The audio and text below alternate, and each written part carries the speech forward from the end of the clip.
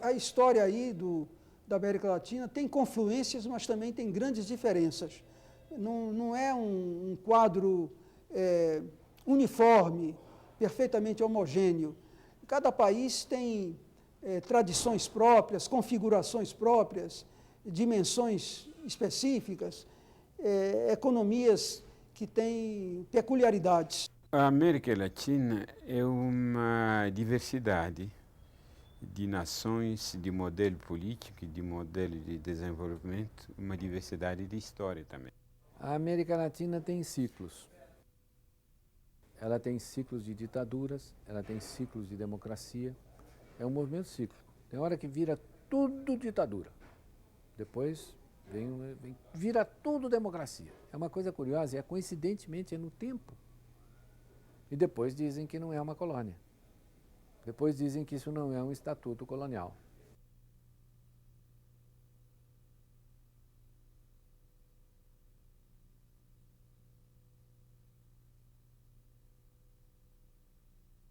Esse caráter cíclico de centralização e descentralização deriva exatamente de que não existe um ponto perfeito, né? Você centraliza quando começa a haver confusão e crise. Você descentraliza quando começa a haver autoritarismo, né, e ineficiência decorrente dessa descentralização. Desde que os navegadores europeus colocaram os pés no Novo Mundo, que os povos latino-americanos buscam por uma definição. Com uma história marcada por guerras e rupturas, projetos e desilusões, a América Latina tem uma trajetória que ainda merece ser melhor analisada. Esta é a proposta desta série América Latina Fim de Século.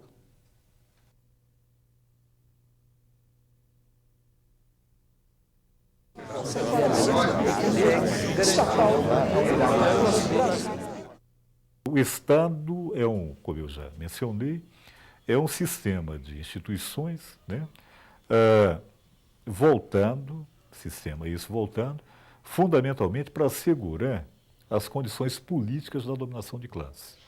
Então você tem estados que não são nacionais, né, como eu estava argumentando há pouco. Um Estado escravista, ele é um Estado que não é um Estado nacional.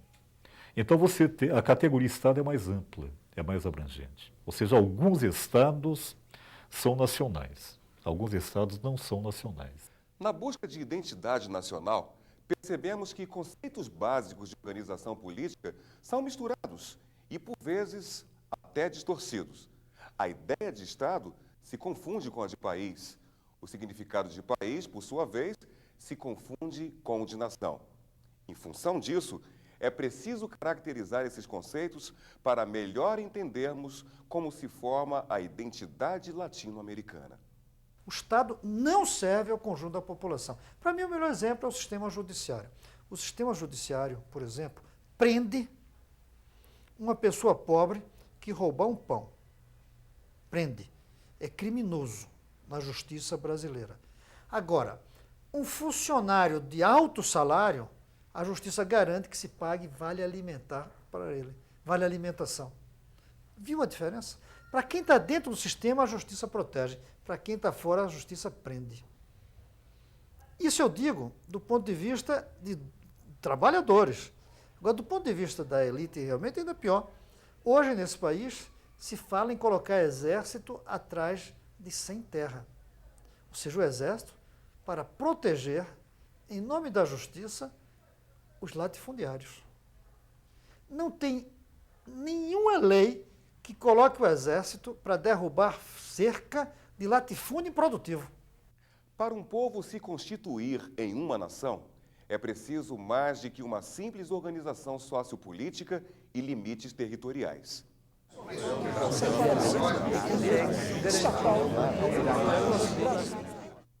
Um país é um território com uma população em cima, com uma constituição e, de preferência, falando a mesma língua.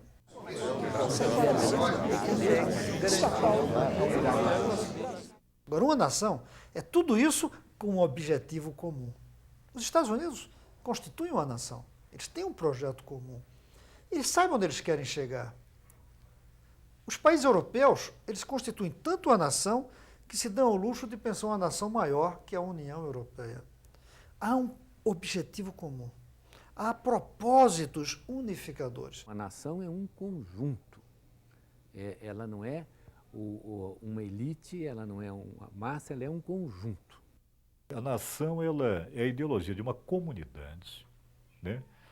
Comunidade esta que se constitui numa sociedade de classes e que se imagina como formada por indivíduos livres e iguais, né?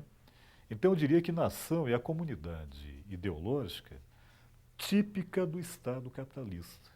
E essa nação, a meu ver, não se forma só do povo. Essa nação, como toda, ela forma de um casamento entre a parcela, vamos chamar de privilegiada, e a parcela excluída.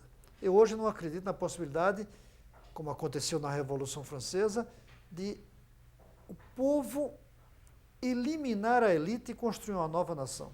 Lembre-se que mesmo na Revolução Francesa eliminaram a aristocracia, mas foi um casamento de 3 estados, a burguesia, os servos, se podemos chamar assim, e a igreja. Foram 3 que casaram para formar um país. A nação é soberana e a sua soberania se expressa na figura do Estado Nacional. Daí a ideia de autodeterminação, né?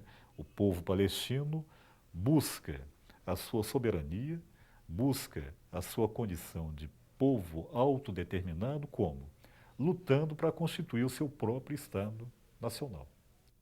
Clarificados os conceitos de Estado, nação e país, sem os quais seria difícil entender a constituição dos Estados nacionais, torna-se necessário agora entendermos o que é um Estado forte.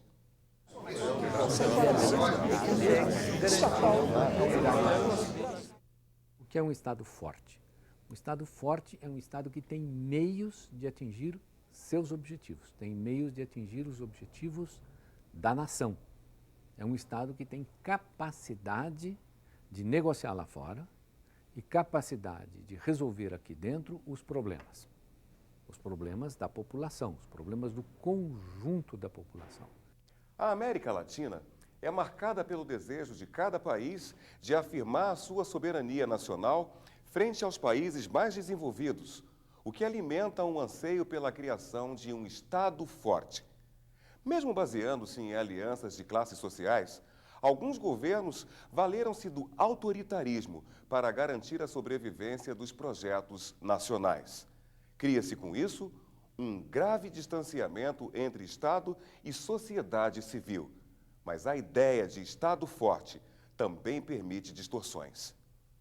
Na verdade, essas coisas transcorreram em diferentes momentos nos diferentes países da América Latina. Tomando mais o Brasil, que é a América Latina, nós tivemos um Estado liberal, um Estado bastante restrito durante a República Velha, e que foi gradativamente se tornando mais intervencionista na economia, na medida em que a economia brasileira ia progredindo, se modernizando. O Estado brasileiro, por exemplo, torna-se forte em 1908, quando ele faz um acordo com o Baring Bank, grande casa londrina, e valoriza o café. O Brasil, já em 1908, intervém pesado no mercado internacional do café, retém uma parte da produção fora do mercado para elevar o seu preço, uma prática que eu desconfio que hoje a Organização Mundial do Comércio condenaria.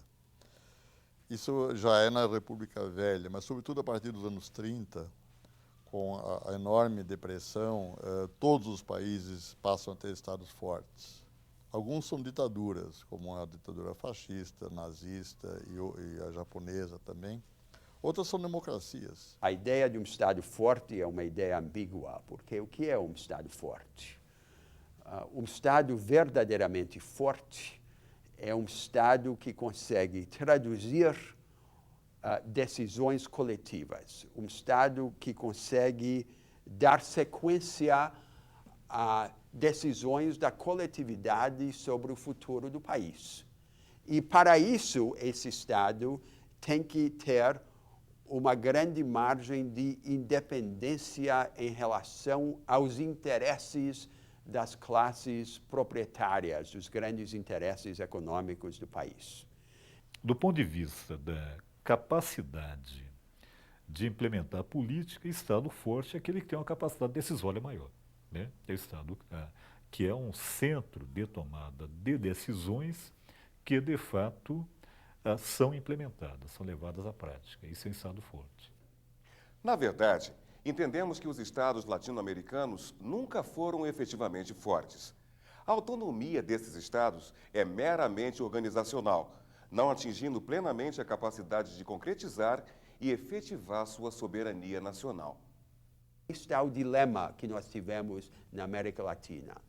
Ou nós tivemos esses estados autoritários que, de maneira voluntarista, impunham um projeto nacional e confundiam esse projeto com o interesse de poder desses grupos que manipulavam o Estado, ou nós temos uma redemocratização que escapa do autoritarismo, mas torna o Estado mais inerme, mais incapaz de resistir à influência desses grupos endinheirados. O que nós teríamos de ter na América Latina, mas ainda não temos, é um Estado que seja, ao mesmo tempo, forte e democratizado. Os diversos perfis de propostas econômicas dos países latino-americanos mostram, antes de tudo, a fragilidade diante de poderes externos. Nesse sentido, o Estado latino-americano não é forte, porque ele depende de capitais estrangeiros, ele depende de tecnologia estrangeira, ele depende da diplomacia estrangeira, ele depende militarmente de exércitos estrangeiros.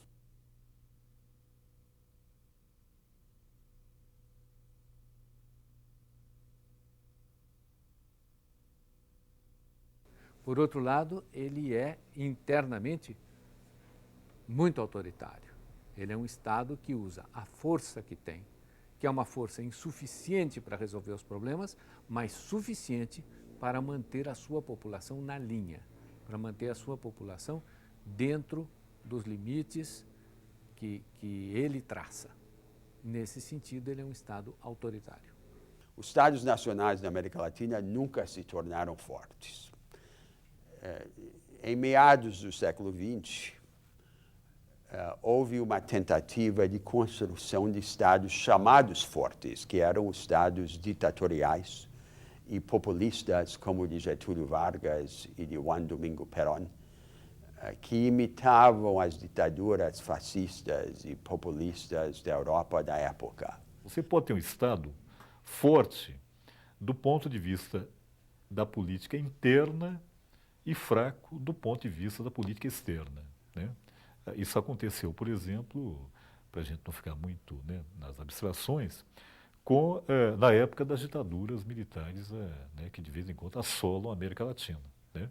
Eram estados extremamente fortes ao reprimir, né, as oposições internas, né, particularmente as classes populares, e eram estados, muitas vezes, extremamente submissos em matéria de política externa. Eram, por exemplo, submissos em relação à política do Estado norte-americano.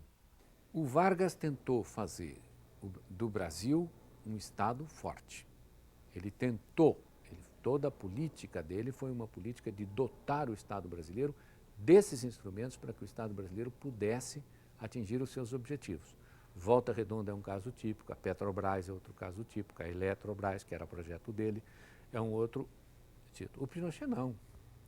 O Pinochet entregou o Chile completamente. Entendeu? O Pinochet foi um administrador externo, no melhor estilo da Guerra Fria. Ele evitou uma revolução nacional. O Allende representava exatamente isso, essa busca de transformar o Chile numa nação. E isso foi frustrado pelo Pinochet. O Estado, assim dito, forte no Chile, por exemplo, depois do golpe militar que derrubou Allende e que instaurou uma ditadura das mais violentas e longas da América Latina, durou praticamente 16 anos, esse Estado era neoliberal, Na verdade, ele liquidou totalmente o setor estatal, privatizou tudo, até a Previdência Social, privatizou o ensino público, etc. Foi a grande experiência neoliberal antes da Thatcher e do Reagan, e não obstante foi uma ditadura. Então, eu acho importante distinguir essas duas coisas. Uns são estados liberais ou intervencionistas do ponto de vista econômico, e outra coisa são estados democráticos ou ditaduras do ponto de vista político. Quando eu uso a terminologia Estado forte e associo isto à ditadura, eu estou, na verdade, fazendo um discurso da direita, estou fazendo um discurso conservador. Eu estou dizendo que o setor privado não tem tantos meios para discutir com o Estado. O que, no caso da América Latina, é uma falácia.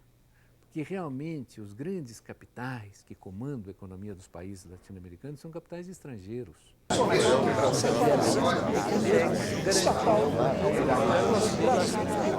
Os movimentos de emancipação nas colônias surgem como parte da consequência das rupturas provocadas pela Revolução Francesa, pela Revolução Industrial Inglesa e pelas guerras napoleônicas, em que os governos espanhol e português perdem poder gradativamente. A tentativa de Bolívar de criar uma unidade na área hispânica, como a gente sabe, fracassou. E o próprio Bolívar terminou a vida no ostracismo. A partir desse desejo de libertar-se da metrópole, cada nação busca estruturar-se juridicamente para validar sua identidade. Partidos políticos são formados e constituições próprias são elaboradas. Mas a independência é apenas um passo para a formação do Estado Nacional. Os Estados nacionais começam a se constituir na América Latina no começo do século XIX. É a hora em que a Revolução Burguesa começa a se afirmar. A nação é um projeto burguês, é um projeto da burguesia. E de modo que ela na hora em que a Revolução Francesa, na hora que a Revolução Burguesa Americana, que a Revolução Burguesa Inglesa adquirem força, elas começam a construir os Estados nacionais e a expandi-los para todo o mundo. O nosso Estado, os Estados latino-americanos, nascem nesse período e nascem sob o comando das oligarquias crioulas que antes se relacionavam com as metrópoles, né, e através das metrópoles com o mercado mundial. Na verdade, a independência é a eliminação deste elo, a eliminação do elo metropolitano, a eliminação do espanhol, a eliminação do português, para que as elites crioulas passem a se relacionar com o mercado internacional. No início do século XIX, a grande maioria dos países que vão se tornar independentes deixam de pertencer a essa área colonial. Surgem os estados independentes na América Latina. Quer dizer, a partir daí é que se pode falar em estados nacionais, na grande maioria dos países. Excetuam-se uns poucos na área do Caribe, como Cuba, e alguns na América Central. A formação desses estados não foi nem precedida nem seguida pela criação de uma produção econômica mais independente. Eram estados integrados no sistema internacional da época, com economias voltadas para a extração de recursos naturais e a exportação de produtos agrários, sem qualquer capacidade de investir na formação das pessoas. E, portanto, sem capacidade de rebelar-se contra esse sistema de constrangimentos internacionais. Todos os países da América Latina têm algo em comum, que é, entre outros, ter conhecido uma economia baseada no escravismo. Todos receberam povos do continente africanos que foram escravizados. E todos esses povos tiveram um papel muito importante. Em primeiro lugar, no povoamento desse país da América Latina, que além das populações indígenas, que eram, podemos dizer, dono da Terra. Os primeiros europeus que chegaram dentro do contexto colonial, que no caso do Brasil eram os portugueses, no caso do resto da América Latina eram espanhóis, receberam um contingente de populações negras muito importante. Então, que fizeram parte desse processo da formação dos povos desses países. Os estados que se formam após a emancipação só existem no plano da organização sociopolítica. São nações frágeis, dependentes. O Brasil, por exemplo, organiza-se de forma colonial, estruturando-se com a manutenção do poder monárquico. Dom João, quando chegou ao Brasil, é claro que houve uma mudança importantíssima, que o centro do Império Português se transferiu de Lisboa para o Rio de Janeiro. Mas o Brasil continuou um Estado colonizado. Não tínhamos ainda um Estado próprio. Em 1815 é que se constitui o Reino Unido de Portugal e Brasil. Portugal, Brasil e Algarves, me parece, se eu estou lembrado como era chamado. Quer dizer, aí então o Brasil já ascende a uma condição de igualdade com Portugal. Mas é só em 22 que realmente se proclama a separação estatal entre Brasil e Portugal. E aí então é que passa a haver um Estado propriamente nacional brasileiro. Antes da vinda da corte, o esforço do colonizador era de reprimir o desenvolvimento da colônia, com o propósito de mantê-la como colônia. Após a chegada da corte, há meio que uma rendição. Não é possível mais esse tipo de postura, que foi prejudicial ao desenvolvimento econômico brasileiro durante os 100 anos anteriores, em contraste, talvez, com os nossos amigos mais ao norte. A partir daí é que começa, efetivamente, uma colonização positiva. E a independência se segue quase que por gravidade logo em seguida. A independência brasileira e a constituição de um Estado imperial no Brasil, ela se dá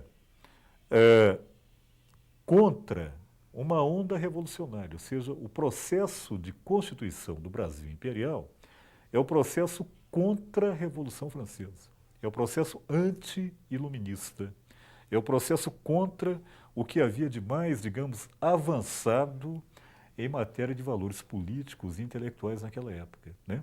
Sendo que, no caso da América Espanhola, foi o contrário. Eles foram mais influenciados pela Revolução Francesa, pelos ideais de democracia e pelos ideais republicanos. Quer dizer, eles foram mais influenciados pela herança iluminista, né? Que é o que era a vanguarda europeia, né? Ao longo do século XVIII e que se prolonga pelo século XIX. Na área hispânica, constituem-se mais de 20 estados. Quer dizer, essa área se fragmenta em numerosos estados.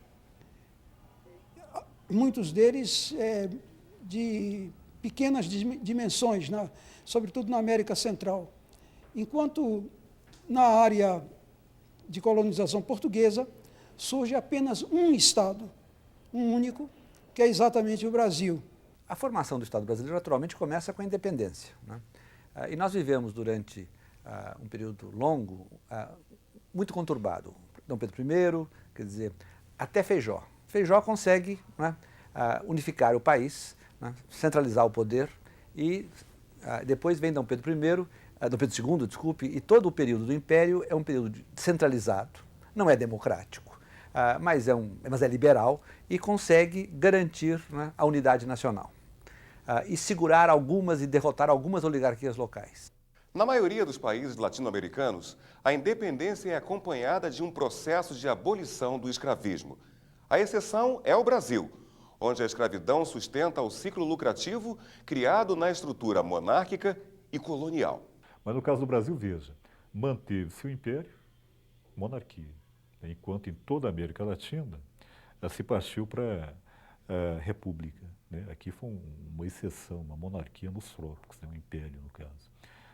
Manteve-se a escravidão quando no restante da América Latina, em alguns países, ela até se intensifica, né? Logo após a independência, caso do Peru.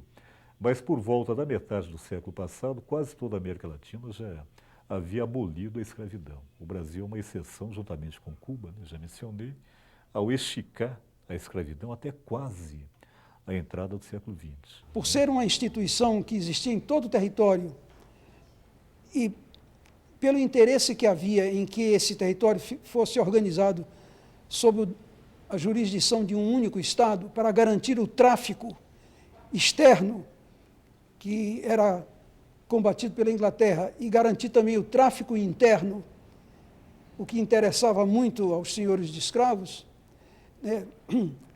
com esse fim, era do interesse da classe escravista que o Estado fosse altamente centralizador, que ele tivesse um aparelho administrativo e de repressão fortemente concentrado. E daí o aproveitamento da instituição monárquica. É outra peculiaridade da América Portuguesa, depois constituída em Estado independente, que seria o Brasil. É o fato de ter sido, durante 70 anos, uma monarquia. O que diferencia o Brasil e a unidade nacional brasileira do ponto de vista econômico, ela se deve à escravidão. Vamos ser honestos nisso. O Brasil é Brasil porque era escravista. E por que isso? Porque o Brasil era a única colônia da América, fora os Estados Unidos, que controlava o tráfico de escravos. E isso permitia com que toda a organização...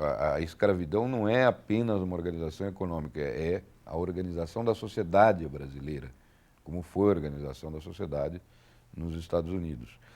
Os grandes democratas americanos, o Jefferson, Washington, eram todos senhores escravos, grandes senhores escravos. Quer dizer, então, na América, a democracia nasceu relacionada à escravidão. E o Brasil conseguiu ter instituições próprias porque tinha uma economia voltada para a escravidão e tinha o objetivo político de manter a escravidão durante o século XIX afora. Esse era o objetivo político dos conservadores do Império, que foram os que construíram a unidade nacional. E eles conseguiram realizar esse objetivo e de manter a unidade do Brasil, porque controlando o tráfico, eles controlavam a economia. E esse processo é um processo curioso, porque as mesmas elites que eram escravistas, que eram autoritárias, que eram mandonas, é que se tornam os líderes, os chefes, os elementos que comandam a construção do Estado Nacional. E isso gera uma característica da qual nós não nos libertamos até hoje. É que é um Estado, o Estado que surge comandado por essa oligarquia, por essas oligarquias que naquele tempo eram oligarquias rurais, o Estado que surge é um Estado ao mesmo tempo autoritário, né, mas por outro lado um Estado dependente. A escravidão foi definhando, né? Depois que terminou o tráfico, o contingente de escravos foi diminuindo, como nós sabemos. Além disso, o movimento abolicionista cresceu, quer dizer, a escravidão foi se tornando uma instituição cada vez menos viável. E, como nós sabemos, ela se extingue completamente nos anos 80 do século passado. Em 88, em maio de 88, ocorre a abolição. Há uma série de pressões, né, no final do século, para terminar com o trabalho escravo. E São Paulo, nesse sentido, o Estado de São Paulo, foi pioneiro com o início da imigração, não é? A vinda de grandes levas de trabalhadores italianos, espanhóis, né, e de outras nacionalidades da Europa para substituir essa mão de obra escrava. E essa iniciativa ela começa um pouco antes do fim do trabalho escravo. Então, o senador Vergueiro tem uma série de iniciativas nesse sentido, né,